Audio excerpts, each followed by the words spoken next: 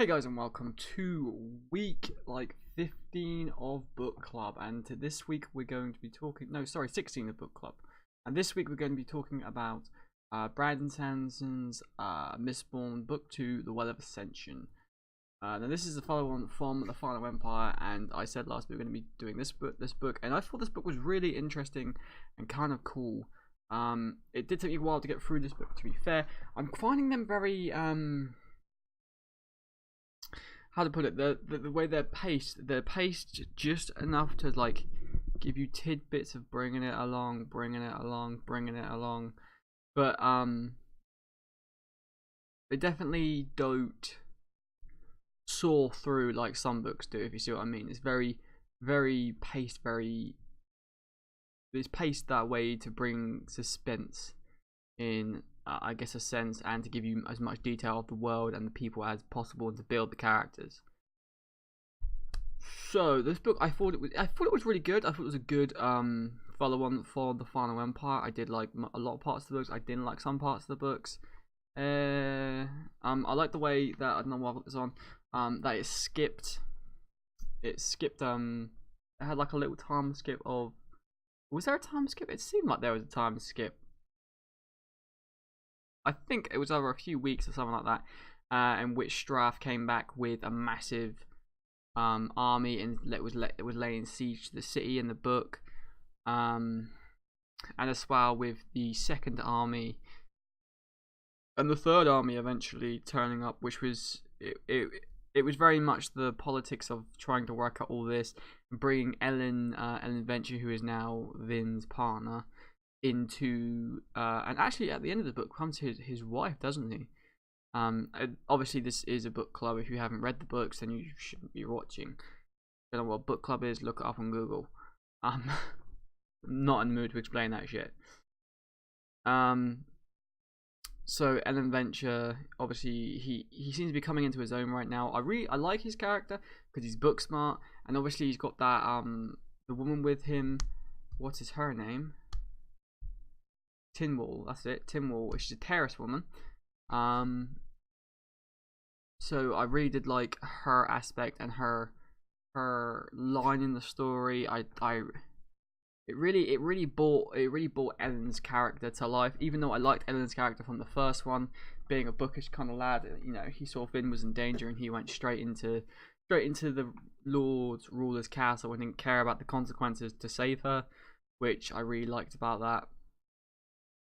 You can tell he is a hero in the making, and obviously right at the end he becomes Mistborn, which is interesting as well, obviously. And obviously his brother Zane, who is Staff's little Mistborn killer, which it would have been interesting to see him go against Zane. I mean, obviously Zane's dead now, but it will be interesting. Yeah, that would have been interesting, or to see if he'll go insane like Zane.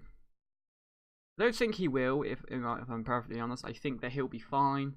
He seems like quite a grounded person. He's got a lot of knowledge behind him, so hopefully he'll be fine in that sense of the way. Unfortunately, Vin did release the old Big Bad and Ugly, which we thought, well, most of the people thought that it wasn't something that was bad until we nearer to the end, and then like I really like the way they do like the prophecy bit in the middle. I did it in the first one as well. And it like sort of progressed to the end, and then near the end they sort of reveal what that is. And obviously with Sazad, or Sazid, I'm not quite sure. He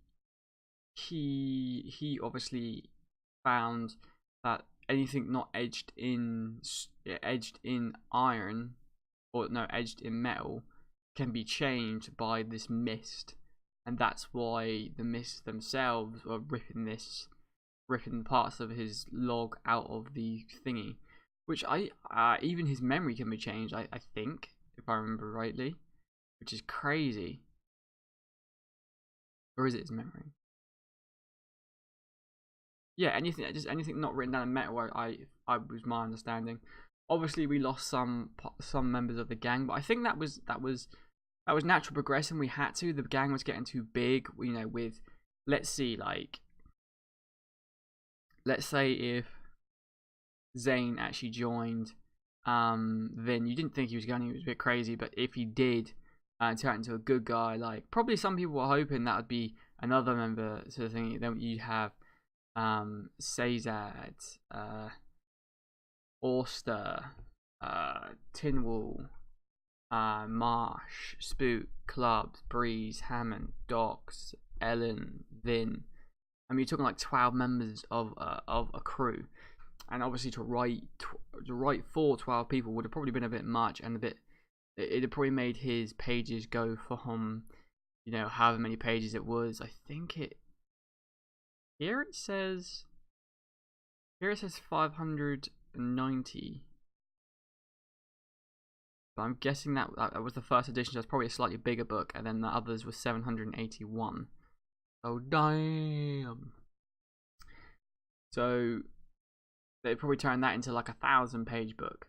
So I'm guessing he was like sort of chopping off some of the dead meat, some of the people he didn't think that they would need, or people that he thought that they would need more in the future. Then when those shortcomings become obvious, that he can say, oh, this is because these people have died. Like obviously Clubs was killed in the war, fighting one of the massive things. Marsh has gone kind of crazy. I don't think he's dead. No, he's not dead. Disappeared. But he's gone kind of crazy, so he's obviously not part of the thing. Sazad has... He's not gone his own way, but he's not there at the moment. But I don't know what's going to happen with him. Docs is dead. Obviously fighting a swell. I mean... It was a war when those Kolos attacked. Tinwall... she obviously died, unfortunately. Well, I didn't think she was going to die, if I was honest, but she did. She did. And I thought that seeing as Sazad was so powerful, I'm guessing Tinwall just didn't spend as much time like storing up strength, energy, you know, sight or anything like that. I'm guessing because of that, she probably found herself becoming short. But then that could just be because she was obviously not a warrior like Sazad. She might have just become unprepared. But as well, like you heard about Tinwall's life, and it was quite an unhappy life, to be honest. I mean, I know she had, you know, several children, but it wasn't like she got to, you know, pick who the father was and stuff like that. And you know what I mean, trying not to be too graphic about it. It wasn't the nicest of life for her under the Lord Ruler. It was horrible, if anything else. And obviously Orsed, he had to go back because his contract was fulfilled. And I don't understand, why couldn't Vin just say, oh, how do I take a contract out with you then? Like, is there a way for me to take a contract out with you? Can I just like go there and give them some adamantium and say, hey, I want some contract, or anything like that, really? It would be nice. And obviously, right at the end of the book, everything starts to go peak tong, doesn't it? Like, I really did like the war. Like, one thing Brandon Sanderson does do really well is war. Like, I know that, like, he doesn't write it often.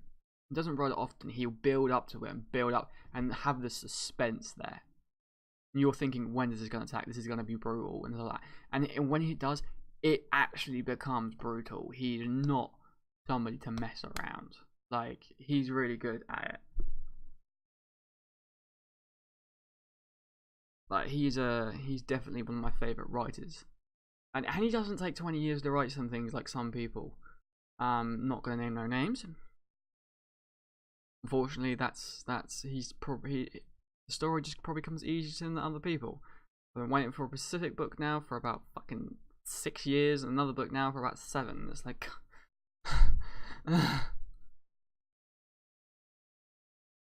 like, give me the books. So yeah, I really did like the Well of Ascension. I thought the story was good.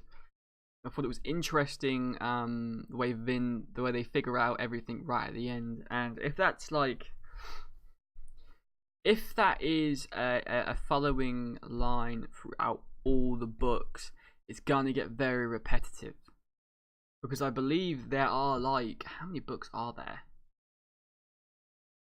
Mistborn. Here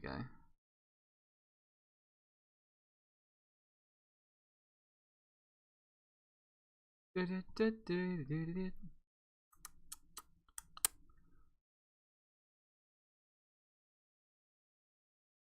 Okay, there are 7 in all, but there is era 1 and era 2. So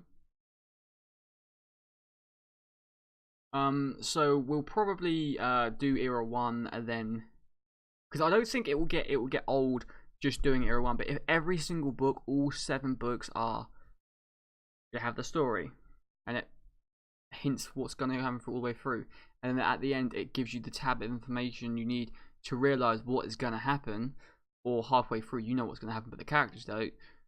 Like a lot of the time is the case. It will get boring and repetitive. But looking at the word counts, the second era is a lot shorter than the first era. It looks like Mistborn, the Hero of Ages, 235,000 words. And then the next 4 books, next 3 books, sorry, is only 120,000 words, or less than that. So I suppose it's gonna kind of cut that a lot time, which is good. It's good. I like to see that. I like to see that. I got to admit. So I think next week we're going to be focused.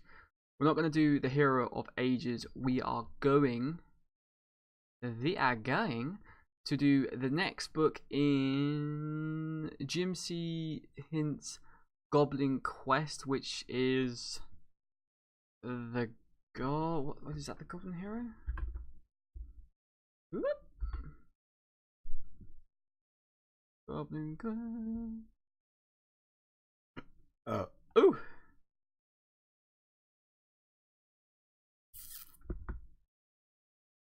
There we go. Sorry, I'm just getting this up because